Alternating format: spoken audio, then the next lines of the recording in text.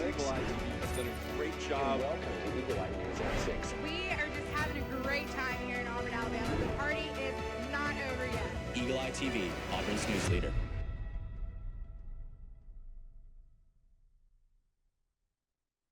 Good evening, and welcome to Eagle Eye News at 6. I'm Lucy Chapman. And I'm Brady Huneycutt. Thank you for joining us. Following the ICE protest that happened last Saturday, there is a video circulating online of a passerby yelling, quote, all Mexicans out, shoot 'em all, end quote, in retaliation to the peaceful protest. Here's the video courtesy of the Auburn Plainsman. President Roberts released a statement responding to the video, reaffirming Auburn's, quote, unwavering commitment to a campus environment grounded in respect, responsibility, and care for one another, end quote. The person in the video has yet to be identified. Opelika residents were shocked to learn about 2 daycares that caught fire in the same week. Reporter Morgan Sims has the story. Opelika residents are concerned that there's a serial arsonist on the loose as 2 daycare fires have occurred in the same area within a week of each other. On Monday, January 19th, the Opelika Fire Department responded to a call at 11:30 p.m. for an active structure fire at Children's Palace Learning Center on 116 Columbus Parkway. This fire comes just 1 week after another suspicious blaze damaged By His Grace daycare on the 13th, about 2 minutes away from the second incident. When arriving at the scene, Inspector Bob Parsons of the Opelika Fire Department discovered evidence that could potentially point to an intentional act. This was the top of a gas can by the side of the left-hand wall of the building, and I could already smell a strong odor of gasoline. So my immediate impression of the scene was one of suspicion. No one was inside the buildings at the times of the fires, and no one was injured. But officials estimate about 140 children are now displaced and without access to their regular daycare facilities. Mike Rivers, owner of a demolition company, says that not all of the Children's Palace facility can be salvaged.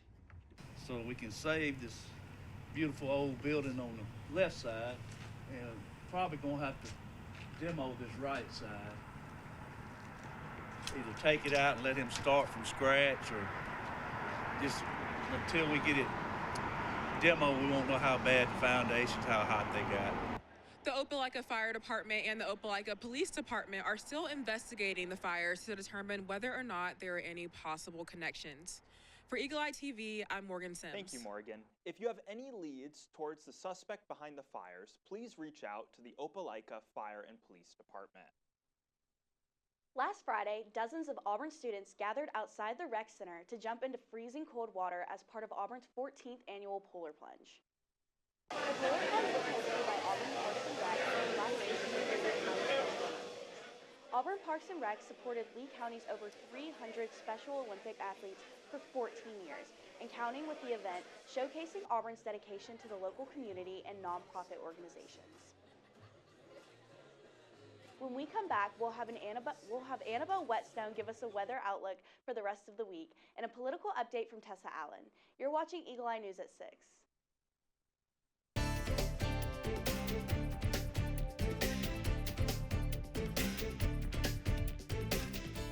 Welcome back to Eagle Eye News at 6. My name is Annabelle Whetstone, here with your weather outlook for the rest of the week on the plains. We are expecting a cold 3 days with no potential for rainfall. For those of you with 8 a.m. classes, bring a jacket because temperatures will linger around 20 degrees in the early morning, but slowly warm up to about 40 degrees by noon. Temperatures will be consistent throughout the rest of the week, with highs in the low 50s and lows in the low 20s. Moving into the weekend, we're seeing brisk conditions for another cold weekend. Saturday, the sun might peek its head out, but the temperatures will stay in the low 20s. The rainy weather should hold off until next week, but the windy weather will stay. And that's all for this week's weather on the plains. Stick around. Next up is Tessa Allen with your political news update. I'm your weather anchor, Annabelle Whetstone, and you're watching Eagle Eye News at 6. We'll be right back.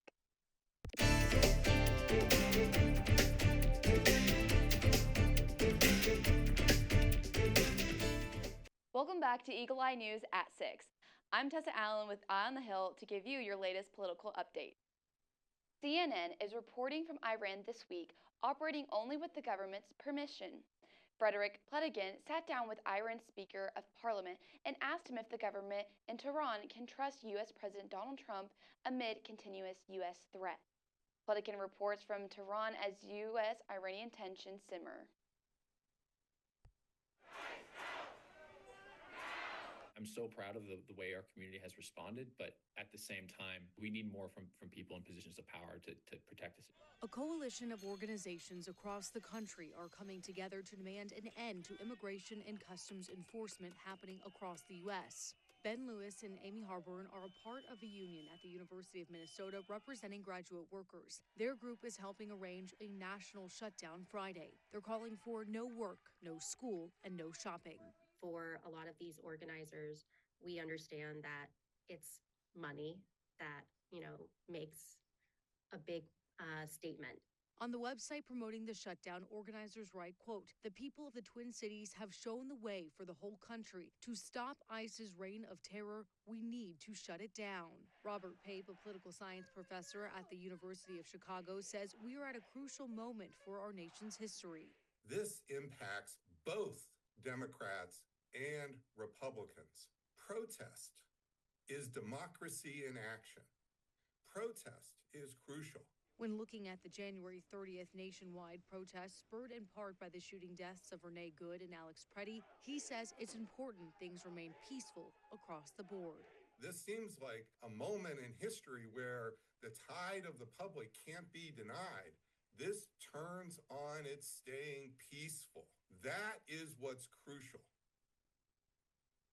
The Iranian citizens' protests have continued, but the Iranian government threats and actions taken against Iranian citizens has caught attention of not only the United States, but also the EU. It is important to stay informed on the tensions between the U.S. and Iran, as it could impact foreign policy and potentially lead to the U.S. to war with Iran. Something extremely Today, rare President just Trump held a happened in cabinet President meeting Trump's cabinet covering meeting. administrative details, including the Federal Reserve, relationships with Venezuela, and potential partial government shutdown. In this meeting, though, President Trump did not answer any questions about Kristi I've Noem, covered Trump ever the since U.S. he first Secretary got of to the Homeland White House, Security, and I'm not and sure the whether in protests his against first term or in his ICE second happening term, in and he's Minnesota. hosted 10 So cabinet here's meetings Caitlin now Collins so with far, more. that he has ever finished a cabinet meeting here at the White House and not taken questions from reporters at the end. Something else that just stood out as we were in the room for over an hour and a half as the president was calling on his Treasury Secretary and his EPA administrator and other officials in the room, he did not once reference his Homeland Security Secretary, Kristi Noem. Of course, she's been facing a ton of scrutiny this week from Republicans here in Washington as well over how the administration has handled the killing of Alex Preddy in Minneapolis by federal agents, something she initially came out and described in a way that was not borne out by what we saw on video, and also labeled Preddy as a domestic terrorist, something that was echoed by officials here at the White House. And so it stood out that the president did not make a reference to her as she was seated across from him at that table. Now, he didn't call on all of his cabinet members during this meeting. He said he wanted to keep it shorter than it typically is, but it was still rare for him not to bring up a Homeland Security Secretary who often is one of his favorite conversations to talk about, immigration and the southern border. The Trump administration has been facing backlash from both Democrats and Republicans alike about the response to the killing of Alex Preddy. ICE protests have been happening across the country, including here at Auburn. Now, citizens are waiting for further statements from President Trump and Kristi Noem about ICE presence and enforcement across the country and Minnesota. That's all with Eye on the Hill, but when we get back, you will hear from Lucy and Brady at the desk. I'm Tessa Allen with Eagle Eye News at 6.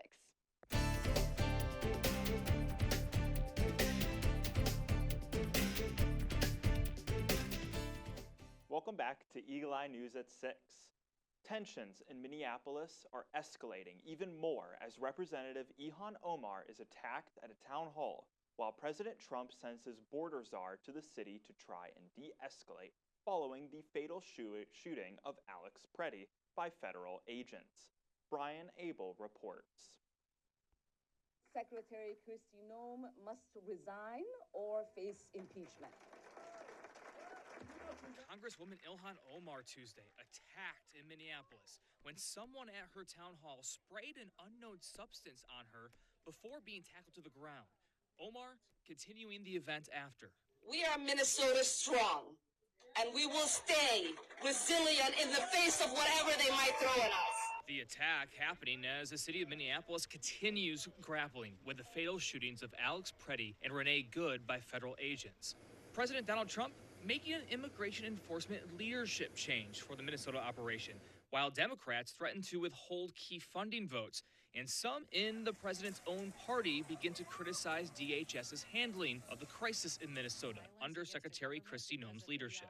She's got to make her own decision, or the president does, but she has taken this administration into the ground on an issue that we should own.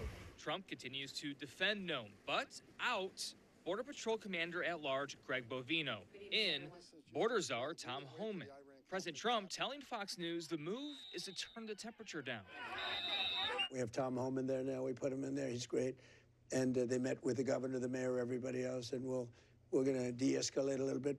The man accused of assaulting Omar, 55-year-old Anthony Kazmierczak. Lawmakers and local officials condemning political violence after the attack. In Washington, Brian Abel reporting. The U.S. Embassy in Copenhagen has angered Danish veterans by removing flags honoring the 44 Danish soldiers killed in Afghanistan. A U.S. State Department spokesperson says the placement of the flags was not coordinated with the embassy and it did not know their significance. The spokesperson said banners and signs are often cleared by guard staff at the end of their shifts. Danes responded to the removal by placing hundreds more flags there. The State Department says those flags will stay, and the ones that were removed have been returned to those who left them. U.S. and Denmark relations have soured after Trump renewed demands to acquire Greenland, the autonomous territory of Denmark. The last weekend, Trump made comments minimizing the role troops from NATO nations played in Afghanistan. Danish media reported that's why Danish veterans decided to place the 44 flags near the embassy. Senate Democrats say they will not support a government spending package without significant changes to the Department of Homeland Security. We are only a couple of days out from facing down yet another potential lapse in federal funding. This time, a shutdown would impact 3/4 of the government starting Saturday. Cheryl Hubbard has details on proposed reforms to immigration enforcement that would potentially make Democratic lawmakers more likely to cooperate. Democrats in Congress are taking a bold stand on federal immigration enforcement.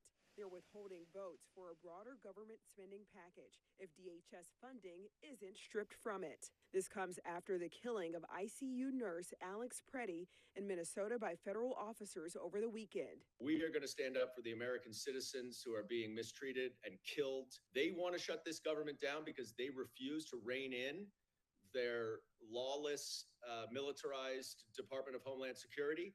That's their choice. Minority Leader Chuck Schumer laid out his party's list of demands Wednesday. Proposed reforms include an end to roving patrols, tightening parameters around warrants, enforcing a code of conduct comparable to force policies for state and local law enforcement, and requiring ICE agents to remove their masks and wear body cameras. In the wake of ICE's abuses and the administration's recklessness, the Senate must not pass the DHS budget as currently written. The White House does not support separating DHS funding from the broader package. I think the administration is willing to sit down with them and have a discussion, perhaps a negotiation about how do we move forward. But the one thing I do know, and that is that a government shutdown is not in anybody's interest. I'm Sherelle Hubbard reporting. The deadline to avoid a shutdown is Friday at midnight. If a shutdown occurs, funding will lapse for the Departments of Defense, Transportation, Education, Health and Human Services, and Housing and Urban Development. ICE and most DHS operations would continue due to previous funding boosts. When we come back, you'll get a look into the world of entertainment with Ava. You're watching Eagle Eye News. We'll be right back.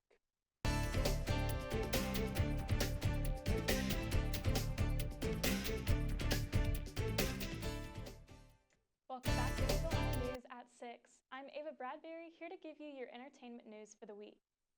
The music world is mourning the death of Grammy-winning reggae legend Sly Dunbar. Dunbar was found unresponsive by his wife, Thelma, on Monday morning.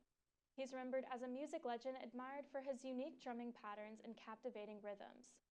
Most known for producing and performing as Sly and Robbie, he and bassist Robbie Shakespeare collaborated with many big-name reggae, rock, and pop artists such as Bob Marley, Grace Jones, Mick Jagger, and the Rolling Stones. Although an exact cause of death has not been given, Dunbar had reportedly been fighting a long-term illness. He is survived by his wife Thelma and his daughter Natasha, and leaves behind a legacy of committed artistry. Bruce Willis's family is opening up about his battle with a form of dementia that's made it hard for him to speak. His wife, Emma Hemming Willis, has become his advocate, helping to change the worldwide conversation about his disease. CNN's Alex Michelson caught up with her at a special art event. A colorful perspective. And so you think they got some of their art gene from Dad? Oh, definitely. Yes. Can't you see? Emma Hemming Willis is showing us art pieces her daughters created, inspired by their dad, Bruce Willis, one of the most beloved actors in Hollywood, with unforgettable roles from Die Hard to Pulp Fiction to The Sixth Sense. Please make them leave. I'm working on it. What is it about Bruce Willis that makes him so lovable? He's like the everyday guy. Let's come out to the coast, we'll get together, have a few laughs. Through his movies, you see this guy that I think so many people relate to, and he's funny and he's likable and he's extremely handsome. Zed's dead, baby. Zed's dead. I mean, he is really... It still shows me inside. The disease's progression has been tough. I have things locked in my head right now that I want to say, but it's just sitting there. Her art showcasing a sunrise represents her optimism. A big key is each morning being a fresh start, because when I've screwed up all day long, the prior one, but it is a new start each day. Artist Tori Tinsley says the sense of community here is overwhelming. It's magical. She lost her mom, Barbara, to FTD 5 years ago. She was brilliant. She was so kind, so loving, so warm. I'm gonna get emotional. Her paintings highlight two people hugging. The figures represent me and my mom, so sometimes I felt like I was this figure. Sometimes I felt like I was this figure, and as a caregiver, those roles get reversed back and forth from mother to child. Emma wrote a book about her caregiving experience called The Unexpected Journey. She's met with leaders across the country, partnering with the foundation AFTD to raise awareness and support caregivers. How are you holding up? Okay. I'm doing as well as I can. I think that this has been really the best medicine, has been, for me to be able to connect with a community. Bruce's daughter with Demi Moore, Tallulah Willis, contributed pieces to the show with a message to her dad. Don't worry, I can still feel you. And a drawing of his brain with the words, I wish it was coming back. Emma, Demi, and their girls going through this journey together. We've always been a very close-knit family, and we all, unite for him. What has this journey taught you about love? Love can change. It's like if you have a child and you think that you couldn't love your child anymore, and then you have a second child and your heart just, opens up more. I think that is what it feels like when you're a caregiver. Your love shifts, it expands, and is different but very meaningful, and I feel very, very blessed. Pop icon Harry Styles announced his 2026 world tour Together Together, and fans are scrambling to get their hands on tickets. He will be performing around the globe in the cities of Amsterdam, London, Sydney, and more. Harry However, Styles has announced just one U.S. city for his Together Together tour, Madison New York. Square Garden in New Fortunately York for will be the fans, only he'll be venue there for a the while. U.S. leg Styles of the tour, has scheduled where he is 30 set to shows perform at 30 Madison shows. Square Garden These from include late August through specialty the end Harry of Ween October. shows on The tour October starts in 30th May and in 31st. Amsterdam and also Pre-sale hits ticket London, numbers Sao for New Paulo, York reached an Mexico City, astounding Sydney, and 11.5 Melbourne. million It's in support of his registrations on upcoming album, Tuesday, Kiss according to All the Ticketmaster. Time, Disco For reference, Occasionally, 30 due out performances March at the 6th. Madison Square Garden venue totals 585,000 tickets. This means that only around 5% of those registered at the pre-sale will be able to purchase tickets. The Together Together tour is expected to become one of the top grossing tours of the year, and this explosive demand solidifies Harry Styles as one of entertainment's top artists. When we come back from the break, you'll get a business/consumer update from Lucy and Brady. You're watching Eagle Eye News at 6.